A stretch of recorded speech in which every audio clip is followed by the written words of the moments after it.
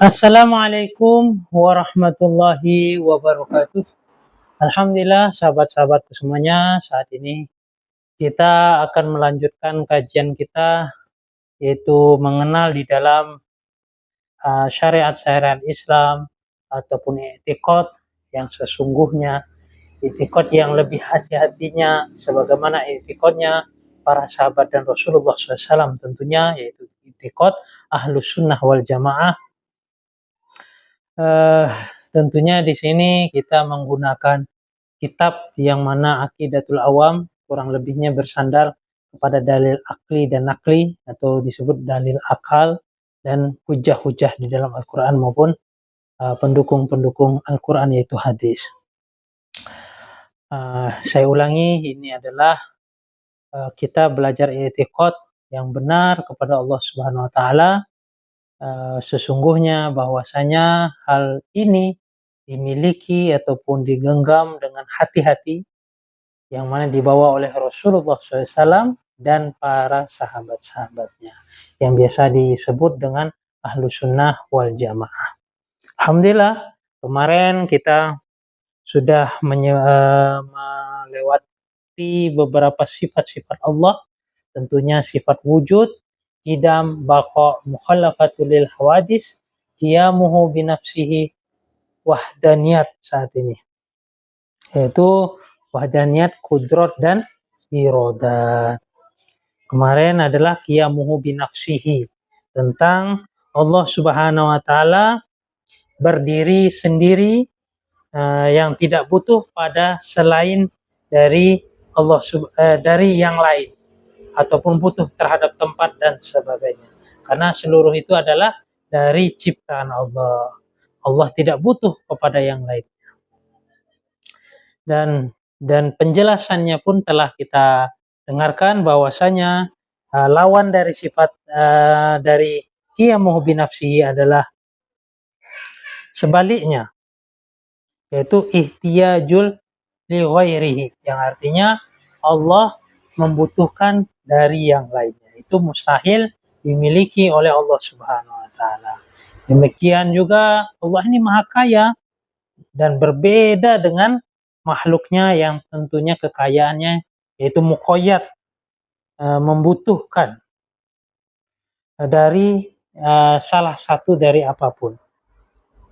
Dan Allah tidak membutuhkan apapun, sebagaimana dalam dalil suatu ayat Al-Quran, ya ayyuhan nas antumul fuqara ilallah wallahu ghaniyun hamid. Wahai manusia, kamu itu loh butuh kepada Allah. Itu kamu nih betul-betul berhajat atau membutuhkan Allah. Dan Allah dialah yang Maha Kaya dan tidak memerlukan sesuatu apapun, dan Allah lagi Maha terpuji. Dan tentunya di dalam firman Allah yang lainnya, innallaha laghaniyun 'anil 'alamin. Sesungguhnya Allah itu benar-benar kaya dan tidak memerlukan sesuatu dari alam semesta. Allah menunjukkan dari kehebatan dan kekuatan Allah dengan menciptakan dunia, menciptakan makhluk, dan Allah tidak membutuhkan dari hal tersebut. Allah hanya menunjukkan dengan kemahaan Allah yang maha segala-galanya yang tiada batasnya. Tentunya Allah mewujudkan hal-hal ini dan menunjukkan dengan kemahabesarannya dan tidak sedikit pun berhajat kepada hal tersebut. Wallahu a'lam. Alhamdulillah, kemarin kita sudah membahas tentang qiyamuhu binafsihi. Dan ini saya mengulang sedikit banyaknya tentang qiyamuhu binafsihi. Dan alhamdulillah kita akan melanjutkan dari sifat wahdaniyat, kudrat dan iradah. Mungkin kalau bisa kita menjabarkan hanya 2 sifat, tentu 2 sifat saja terlebih dahulu. Jika bisa 3 sifat, tentunya kita bersyukur, alhamdulillah di kesempatan ini kita bisa menjabarkan 3 sifat. Sebagaimana seperti biasanya, sebelum kita melanjutkan dari kajian kita meminta kepada Zat yang Maha Agung, yang Maha Alim, yang Maha segala-galanya dengan surat Al-Fatihah. Auzubillahi minasyaitonirrajim. Bismillahirrahmanirrahim.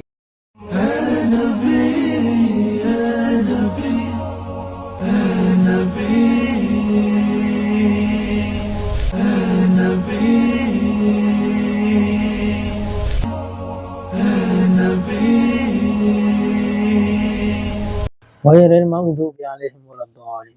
Alhamdulillah sahabat-sahabatku semuanya, saat ini kita akan melanjutkan dari sifat Allah wahdaniyat, yaitu esa ataupun satu. Kemarin kita qiyamu binafsihi, yaitu berdiri sendiri. Tidak ada yang mengatur Allah. Allah lah yang mengatur segalanya.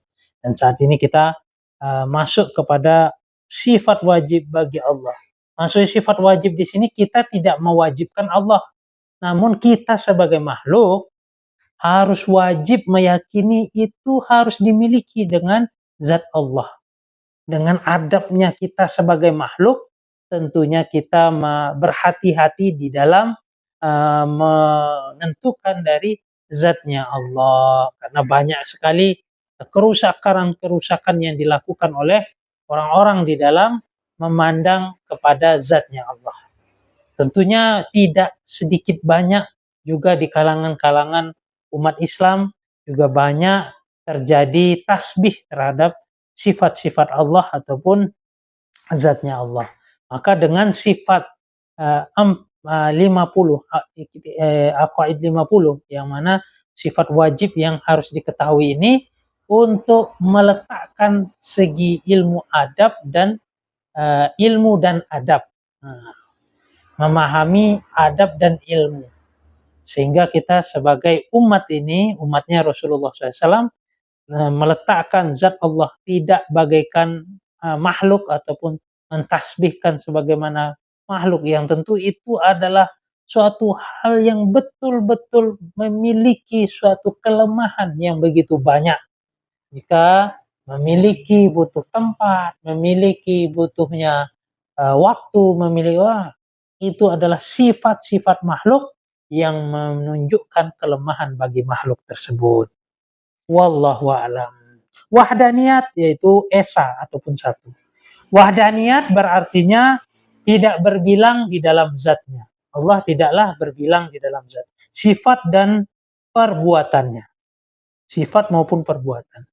Dengan demikian zat Allah tidaklah tersusun-susun dari bagian-bagian.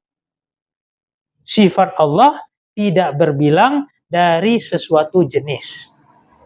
Seperti dua sifat kudrah, tetapi Allah hanya memiliki satu sifat kudrah untuk mewujudkan dan meniadakan, serta tidak ada satupun yang memiliki pengaruh terhadap perbuatannya atau perbuatan dari Allah yang Allah ciptakan ataupun mentiadakan. Tidak ada pengaruh sedikit pun dari yang lainnya, karena Allah adalah Esa Tunggal. Dan dialah yang mewujudkan seluruh perbuatan-perbuatan. Lawan dari sifat wahdaniyat adalah ta'addud, yang berarti berbilang. Di sini juga disebutkan Allah lah yang mewujudkan seluruh perbuatan-perbuatan. Di sini tentunya kita tidak bisa menyatakan kalau suatu keburukan, suatu bencana dan suatu hal yang dilakukan manusia dalam keburukan itu suatu dari Allah. Tidak bisa, sahabat-sahabat semuanya. Tentunya di dalam suatu ayat Al-Quran banyak sekali menegaskan bahwasanya wala tatafakkarun, apakah kalian tidak berpikir, apakah kalian tidak mendengar, apakah kalian tidak melihat dari orang-orang terdahulu, tidak ada orang yang memberikan suatu peringatan. Tentunya dengan dalil ayat tersebut tidak bisa suatu keburukan yang kita lakukan kita menafikan itu dari keburukan yang kita lakukan itu semua dari Allah. Tidak bisa demikian. Karena itu kita diberikan suatu akal yang tentunya bisa membedakan, memilah-milih mana yang baik dan yang buruk. Jika suatu keburukan yang kita lakukan itu adalah dari diri kita, namun suatu kebaikan kita menyerahkan seluruhnya itu memang dari bantuan dan zatnya Allah. Wallahu a'lam. Begitulah ilmu yang kita kedepankan adab kepada zat yang maha agung, yaitu Allah Subhanahu wa taala. Jika suatu keburukan, kita tentunya menyalahkan terhadap diri kita selayaknya ciptaan manusia ini. Karena kita diberi akal yang tentunya bisa membedakan. Walaupun sesungguhnya suatu kekuatan yang kita lakukan itu pun dari pertolongan Allah atau dibantu oleh dari zat-zat yang manifestasi Allah berikan kepada manusia. Wallahu a'lam. Begitulah kurang lebihnya. Dengan kehati-hatiannya, bahwasanya jika kebaikan kita bisa menisbatkan itu dari mutlak pertolongan Allah ataupun dorongan bantuan Allah. Jika keburukan kita diberikan suatu akal yang berpikir, tentu tidak bisa kita menisbatkan itu mutlak dari Allah, karena kita makhluk yang diberikan aturan-aturan oleh Allah Subhanahu wa taala untuk kebaikan diri kita di dunia dan di akhirat. Wallahu a'lam. Begitulah kurang lebihnya. Lawan dari sifat wahdaniyat adalah ta'addud, yang berarti berbilang. Mustahil Allah itu berbilang. Maksudnya Allah itu ada 2, 3, 4, mustahil. Dalil bahwa Allah Subhanahu wa taala memiliki sifat wahdaniyat adalah seandainya Allah Subhanahu wa taala itu tidak esa ataupun tidak satu tunggal, niscaya Allah ini tidak akan ada. Maksudnya niscaya alam semesta ini tidak akan ada, karena akan terjadinya suatu perselisihan di mana Tuhan yang satu menghendaki untuk mewujudkan suatu ini, dan Tuhan yang satu tidak menghendaki. Tentunya akan menjadikan suatu perselisihan, dan hal itu mustahil bagi hal terciptanya alam semesta. Maka ketika pas suatu hal tersebut ada, itu tidak tunggal atau satu esa, maka itu ada kelemahan di dalam sebuah perbuatan. Karena di dalam di setiap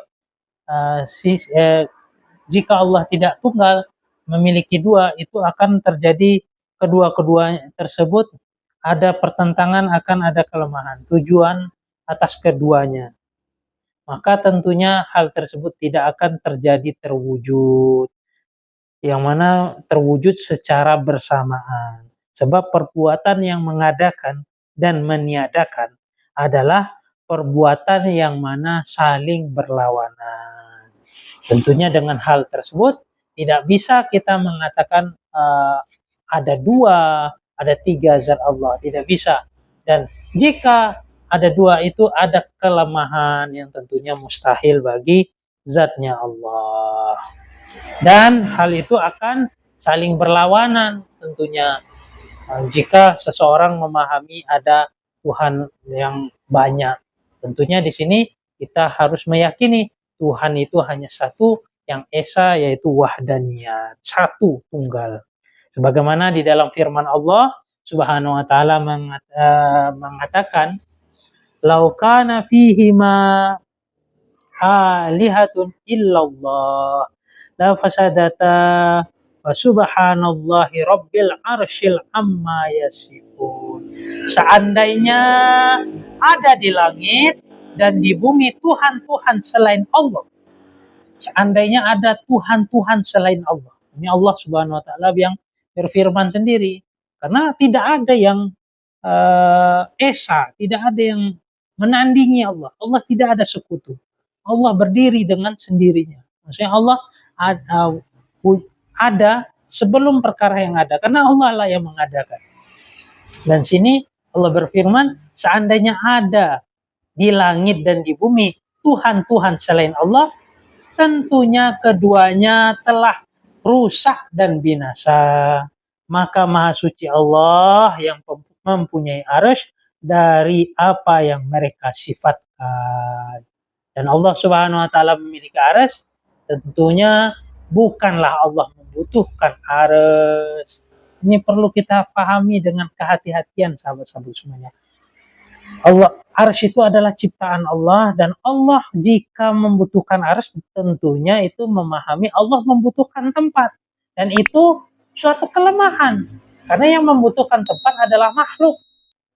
Makhluk ini karena butuh dengan tempat, butuh dengan waktu, itu adalah suatu yang dimiliki sifatnya makhluk, yang mana dengan sifat tersebut menunjukkan suatu kelemahan, dan itu mustahil bagi zatnya Allah Subhanahu wa taala.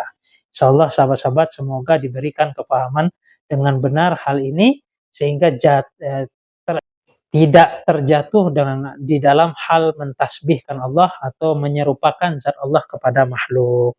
Wallahu a'lam. Semoga kita dibantu Allah Subhanahu wa taala di dalam meletakkan ilmu adab dan meletakkan adab dan ilmu.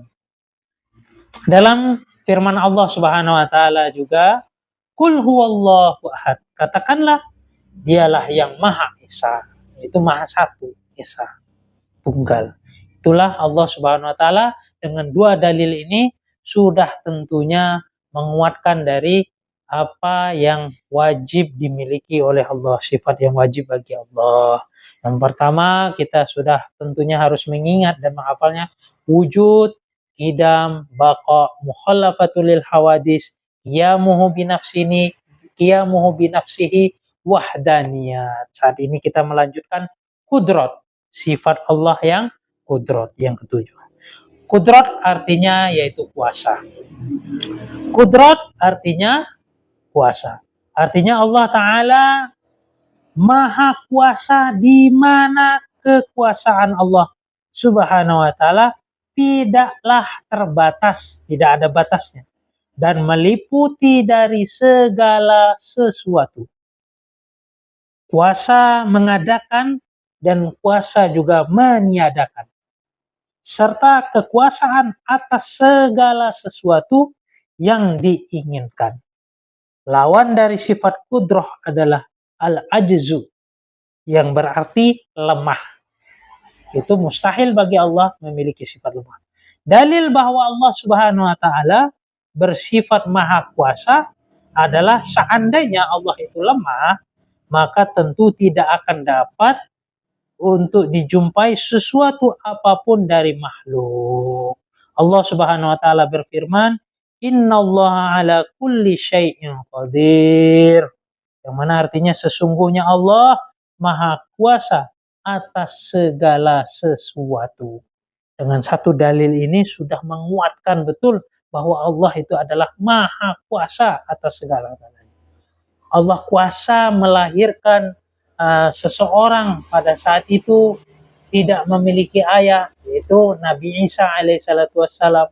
Allah kuasa mewujudkan, mengadakan unta, kurang lebih kalau nggak salah unta merah yang berada di suatu batu, yaitu di masa Nabi Saleh, dan banyak lagi yang mana Allah berikan terhadap para nabi-nabinya. Itu adalah atas kehendak dan kekuasaan dari Zat yang Maha Agung, yaitu Allah Subhanahu wa taala. Wallahu a'lam. Tentu dengan hal ini kita akan mengenal bahwa Allah kita wajib meyakini Allah memiliki sifat wujud, Allah memiliki sifat wujud qidam, baqa, mukhallafatul lil hawadis, qiyamuhu bi nafsihi, wahdaniyat, kudrat. Wahdaniyat, kudrat. Semoga dengan hal ini bisa memberikan penerangan di dalam kolbu kita, di dalam pertemuan kita ini. Alhamdulillah, mungkin sampai sini saja pertemuan kita, yaitu dua sifat Allah, tentunya sifat wahdaniyat dan kudrat. Insyaallah di pertemuan berikutnya kita akan membahas tentang iradah, ilmu, hayat, sifat berikutnya.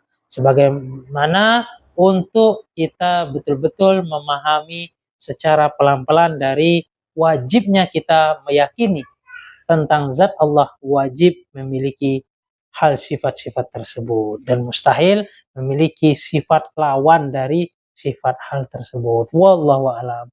Jika kalian merasa video saya ini bermanfaat, jangan lupa kalian bagikan, share begitu banyak kemanapun.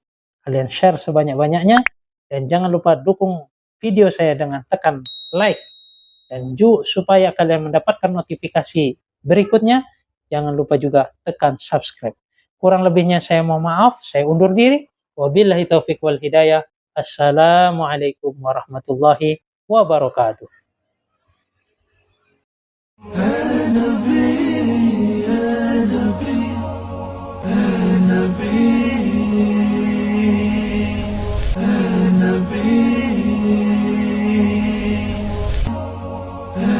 حبيبي